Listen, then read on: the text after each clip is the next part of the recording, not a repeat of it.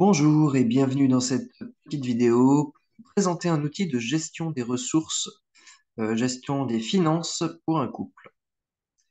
Cet outil, donc, il vous permettra de planifier vos dépenses sur une année civile. Il vous permettra également de cerner les mois qui seront difficiles et de pouvoir anticiper et d'anticiper aussi les dépenses à venir. Donc, on va commencer par démarrer un nouveau fichier. Donc là, je pars comme si vous n'aviez rien créé encore. Donc, j'ai un outil qui s'appelle Gestion des comptes ici, qui est un fichier Excel avec Microsoft Excel, qui peut-être est compatible avec les fichiers libres, les logiciels libres, comme LibreOffice ou OpenOffice. À voir si ça ne déglingue pas tous les paramètres, toutes les formules. Donc, à tester. Donc, la première chose à faire, c'est de conserver ce fichier vierge, d'en faire une copie, tout simplement, et donc de le dater de l'année concernée. Donc là, au lieu de mettre vierge, je vais mettre 2023. Comme ça, gestion des comptes 2023. Parfait. Donc, si vous souhaitez planifier vos finances pour cette année, commencez par copier le fichier vierge en le renommant et en y ajoutant l'année concernée dans son titre, ce qu'on vient de faire. Une fois le fichier ouvert sur la page d'accueil, donc là, on va l'ouvrir et on tombe sur cette page d'accueil. Il faut saisir, là aussi, en face de année civile, l'année en cours. Donc là, je suis parti pour faire 2023, je mets 2023. Et paf, que se passe-t-il? On voit qu'ici, 2023, c'est introduit partout. C'est super. Ensuite, il faut saisir les informations liées à ses comptes. Donc, pour saisir les informations liées à son compte, eh bien, on va se rendre sur les onglets tout en bas. J'espère que vous voyez bien mon écran. Il y a 4 comptes. Hein, cet outil permet de renseigner jusqu'à 4 comptes, de pouvoir les centraliser sur un compte à part qui s'appelle Gestion du foyer, qui est une synthèse des 4 comptes renseignés. Bien sûr, si on en renseigne qu'un seul, eh ben, ça fera la synthèse de ce seul compte. Si on en renseigne deux, ça fera la synthèse des deux. C'est pas grave si les autres sont vierges. Bien sûr, par contre, il faut s'assurer que les autres sont vierges, parce qu'il y a des exemples que j'ai pré-saisis sur les comptes 1 et 2. Hein, on va y aller voir tout de suite. Euh, Donc, à l'ouverture, et c'est le cas, il y a 2 exemples qui sont fournis. Donc là, on voit déjà que ici,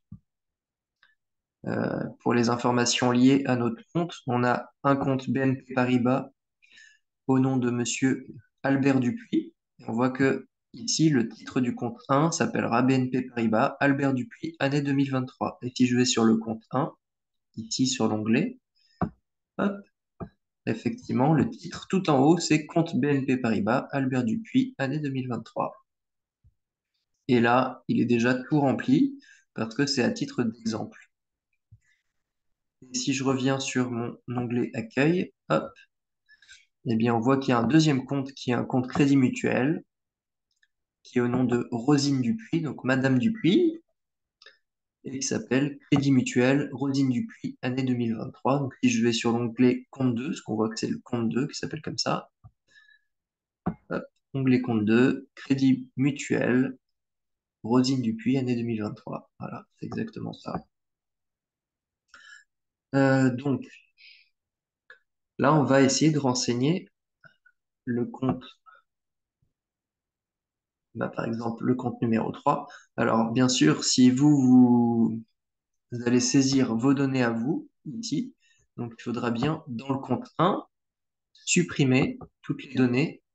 Donc pour ça, c'est pas compliqué, il suffit de tout sélectionner comme ça. Donc sélectionner que les parties blanches, hein, par contre, et faire supprimer, comme ça. Parce que normalement, les lignes roses, on ne peut pas les supprimer, voilà, elles sont protégées. J'ai pris soin de protéger toutes les formules de ce tableur pour ne pas que vous fassiez de bêtises. Donc là, on supprime juste les parties blanches. C'est là qu'on peut saisir du texte, enfin des données chiffrées, en l'occurrence. Mais on peut aussi changer le texte ici, hein. C'est tout à fait possible de changer le texte de loisirs, restaurants, sorties. Frais exceptionnels, ça par contre, c'est protégé. Voilà, c'est les frais exceptionnels. Les grands, tout ce qui est en gris et coloré, c'est pas changeable, pas modifiable, ni les mois. Mais par contre, tout ce qui est ici en blanc, c'est modifiable. Voilà, vous pouvez changer les intitulés.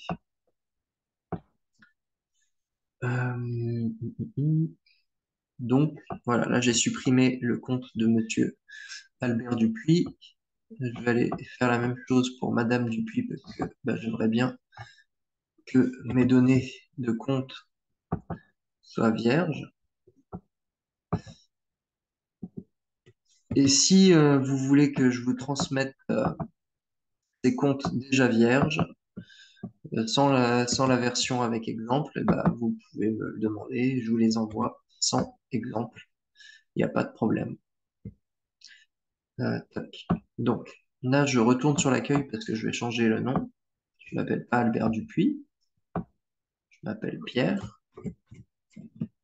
Pierre A. Voilà, Pierre A. Et pour l'instant, il n'y aura personne sur le compte numéro 2. Voilà, je vais juste mettre l'intitulé CPT 4, 2, pardon, CPT 2, mais ça c'est accessoire. Vous voyez que ça s'actualise tout de suite, hein, quand on marque. Donc, Pierre A, et moi, mon compte est pas du tout là. Il est de Crédit Agricole. Donc, je recommande à tout le monde. Non, je rigole. Crédit Agricole. Et donc, l'acronyme ici qu'il faut mettre, c'est ce qui sera affiché sur les graphiques que vous verrez par la suite. Voilà, on voit qu'il y a un titre des graphiques, compte caisse d'épargne, Pierre, bilan 2023. Et donc là, on peut commencer ensuite à saisir nos comptes. Donc, on va saisir ici le solde de début d'année, le capital de début d'année, c'est le solde de l'année précédente, hein, le dernier solde du mois de décembre. Donc, on peut mettre 2645 par exemple. Enfin, ici, je vous le remplis par exemple. Et ensuite, on va mettre le travail salarié. Voilà, j'ai eu un salaire de 1200 € en janvier. Pension retraite, j'en ai pas. Des aides, j'en ai un tout petit peu. 128 €. Tac. Du chômage, j'en ai pas. Des remboursements santé, ça pourrait venir. Que j'ai 80 € des fois qui me sont remboursés pour des frais dentaires, par exemple. Des donations, ça c'est, voilà. Des rentes, des autres frais, autres revenus exceptionnels. Donc voilà, après le but c'est de remplir tous les intitulés qui vous parlent, hein, de les remplir ici. Donc là, cet outil vous permet de faire deux choses. Soit de faire un, comment on appelle ça, un prévisionnel, voilà, de pouvoir anticiper toutes les dépenses que vous souhaitez faire, que vous souhaitez positionner sur une année. Par exemple, les départs en vacances, investir dans quelque chose, acquérir un nouveau matériel, renouveler la voiture, acheter une maison, acheter un appartement, tout ça, là, ça peut rentrer dans ce tableau. Et donc là, vous allez faire un prévisionnel parce que c'est en prévision de faire ces achats. Et en même temps, vous allez placer vos salaires théoriques, hein, parce que soit vous avez un salaire fixe, soit vous avez un salaire variable, mais vous pouvez saisir vos salaires théoriques, et donc ça va vous donner un capital théorique pour cette année et des frais théoriques pour cette année. Et donc pour faire le prévisionnel, ben là je vous recommande de revenir ici et de recréer un fichier qui s'appelle non pas gestion des comptes, mais prévisionnel des comptes. Prévisionnel des comptes. Ah,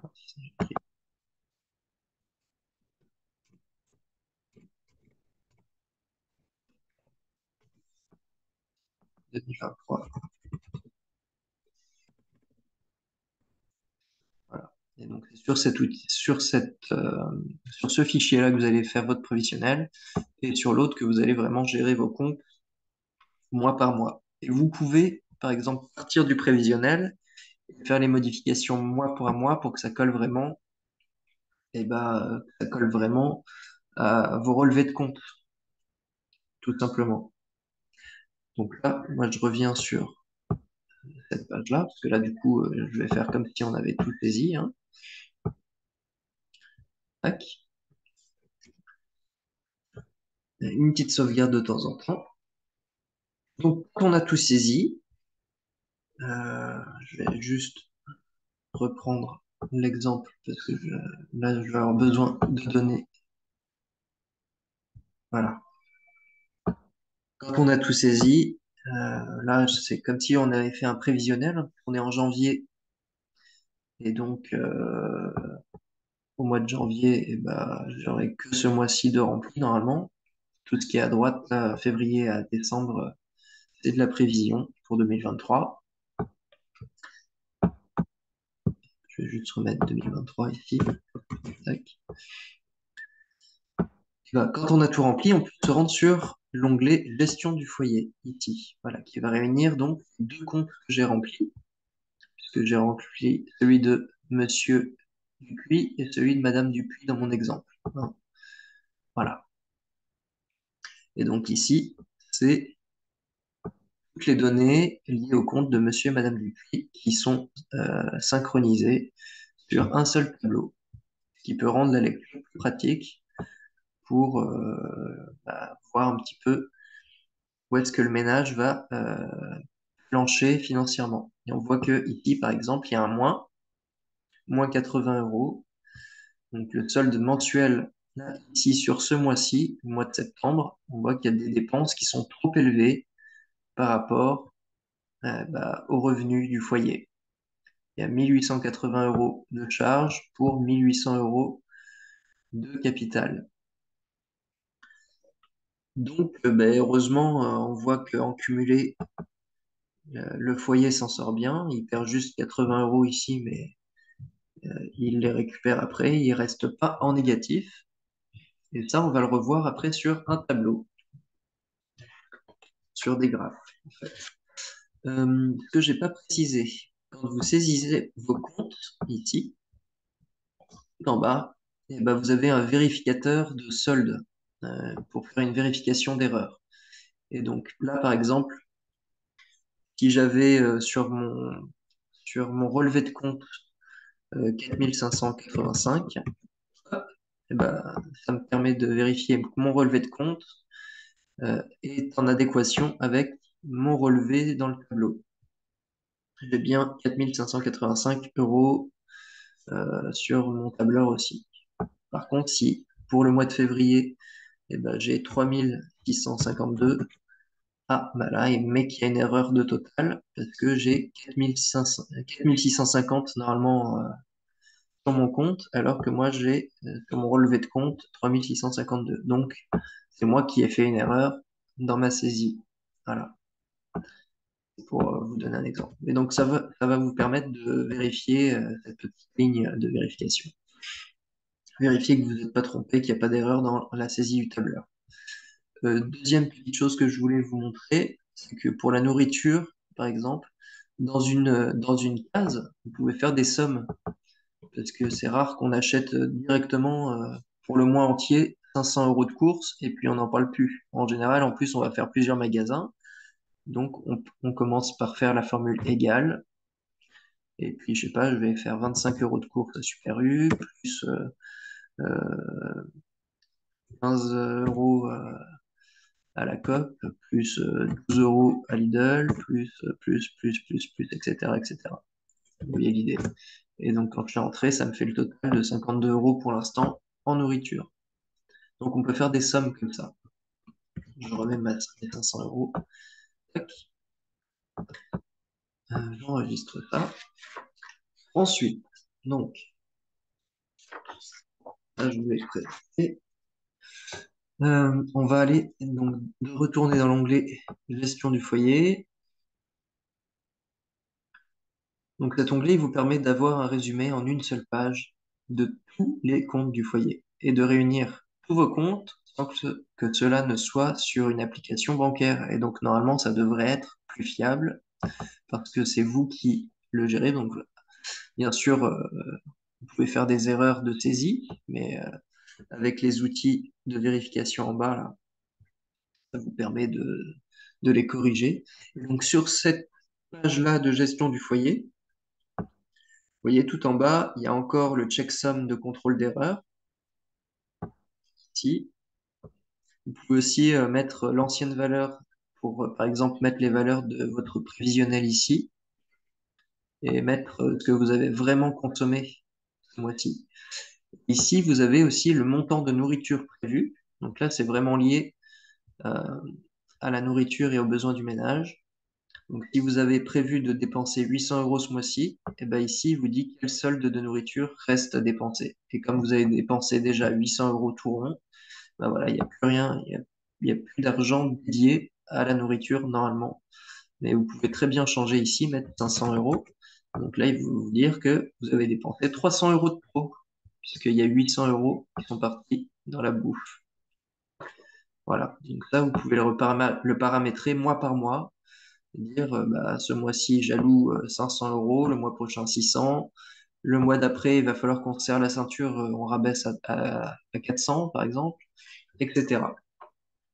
Ça c'est vous qui choisissez. Donc maintenant on va se rendre sur l'onglet tableau de bord, ici en orange. Et donc l'onglet tableau de bord, il est constitué de graphiques. Hein, c'est vraiment un outil qui va vous permettre en un coup d'œil de constater si vous avez une bonne situation financière globale ou au contraire s'il faut être vigilant. Donc là, par exemple, avec les deux comptes de Monsieur et Madame Dupuis, d'Albert et Rosine, ben, on voit que Albert, il a un solde qui représente beaucoup moins que la moitié du capital. Donc ça veut dire qu'il a beaucoup de dépenses sur son compte. C'est un compte qui vit beaucoup, contrairement à Rosine, qui elle, eh ben, elle a un solde beaucoup plus grand. Elle a très peu de dépenses. Ses dépenses, c'est 13% du total du fromage. Donc on va dire que c'est un tiers du capital, à peu près. Et donc, elle fait euh, beaucoup de réserves, Rosine. 37% de solde. Son solde représente 37% de ce fromage. Donc voilà. Donc là, attention, Albert, quand même. Ça serait bien que dans le couple, ils arrivent à répartir un petit peu mieux leurs charges. Ou alors, s'ils se mettent d'accord comme ça, bah, ils constatent que bah, ils arrivent à faire ce qu'ils veulent. Voilà. Ils se sont mis d'accord pour que Albert paye toutes les charges et puis que Rosine fasse plutôt de l'épargne, par exemple. Mais globalement, sur le foyer, on voit que c'est à peu près 50-50, quoi. Le solde euh, et les dépenses sont à peu près du même montant, compte tenu du capital du foyer. Ensuite, on va avoir un détail des capitaux. Donc là, c'est sympa de voir un petit peu qu'est-ce qui représente le capital du foyer. Ici, on voit que c'est beaucoup les capitaux de l'année 2022. Donc l'année 2023, on est en 2023 et donc c'est l'année dernière qu'on a mis de l'argent de côté et ça apparaît ici. On a mis 37 000 euros de côté l'année dernière. Et en rouge, c'est les rémunérations et salaires. Voilà. Ça correspond à 43% des capitaux. En vert, on voit que ce sont des aides. Donc c'est un foyer, là, globalement, qui est très peu dépendant des aides, qui tourne plutôt bien, quoi. Qui arrive à avoir de l'argent de côté, à mettre de l'argent de côté et en plus, qui continue à en mettre de côté. Puisqu'on voit que le solde est quand même, à la fin de l'année, est quand même très positif. 16 000 euros de mis de côté en une année. Et ça pourrait être, voilà, après, ça, on peut gérer de sorte à ce que le solde soit encore supérieur en fonction des petits tiroirs sur lesquels on peut jouer.